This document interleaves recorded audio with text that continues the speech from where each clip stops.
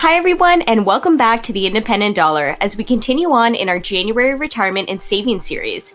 If this is your first time with us, we make personal finance videos in a way that's easy to understand so you can be more independent and confident with your money. If that sounds like something that you're interested in, then feel free to subscribe and let's get started on today's topic. Today's video is about a retirement movement that is increasingly gaining momentum called FIRE. FIRE stands for Financial Independence Retire Early and has become an extremely popular topic amongst online financial bloggers. The core idea behind FIRE is to aggressively save as much of your income as possible while also lowering your expenses at the same time. The main goal is to become financially independent and be able to retire at a much younger age than say 65, for example. Everyone's interpretation of what FIRE means can be different. For some, it could be to retire at 50. For others who take on a more extreme approach, it could be to retire as early as 30 years old. So why would someone want to achieve FIRE, and how are these people actually doing this? To achieve FIRE, the main focus is maximizing savings by lowering both discretionary and fixed expenses as much as possible, while also maintaining or growing your annual income.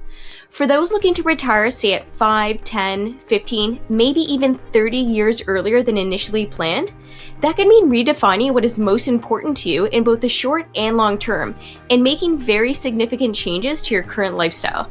For those looking to become financially independent in their 30s, FIRE can look much different. FIRE has become a popular blog topic that shares stories of individuals or couples saving 90% or more of their income every year in hopes of reaching retirement as young adults. Renting out part of their home, eating in more often, completing house and car repairs on their own when possible, walking or cycling versus owning a car if their job permits, working a second job on top of a full-time career. Anything they can do to increase their annual savings rate well above the traditional 10% of your income that most people are generally told to strive for.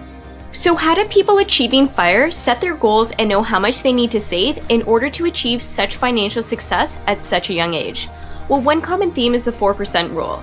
The 4% rule was initially created by a financial advisor by the name of William Bengen.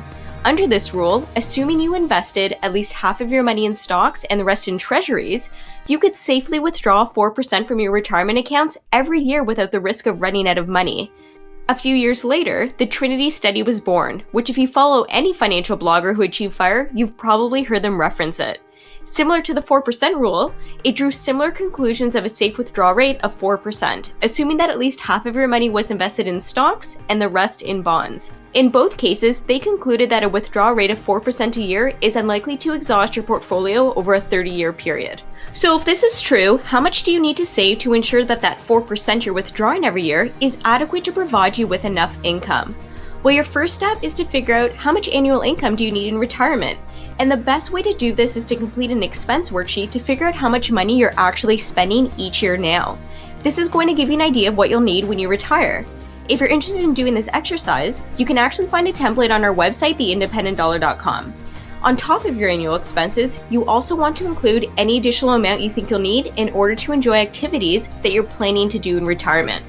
So as an example, let's assume that it costs you about $35,000 a year to cover things like your rent, utilities, medical and home insurance, food, and so on. You also decide that in retirement, you want to be able to comfortably afford a trip for about $5,000 a year. So in total, that means you'll need about $40,000 a year, not accounting for potential income taxes. So if you're withdrawing 4% a year, that means your retirement nest egg needs to be at least $1 million. Another really easy way to calculate this is to multiply your expenses by 25. So as an example, if you needed $30,000 in retirement, 30,000 times 25 is 750,000. That is the amount of money you need saved up in your retirement nest egg. Aside from early retirement though, the goal isn't always to provide you with the opportunity to just stop working. It's to have the ability to choose when and where to work based on employment that you find fulfilling or satisfying. Being in a position to have more control over your daily schedule and the ability to spend more time doing the things that you love by adding more flexibility into your life. This wraps up our latest video in our January series. If you enjoyed watching, feel free to show your support by hitting that like button and subscribing to our channel. Thanks for watching, and we'll see you back here on Thursday.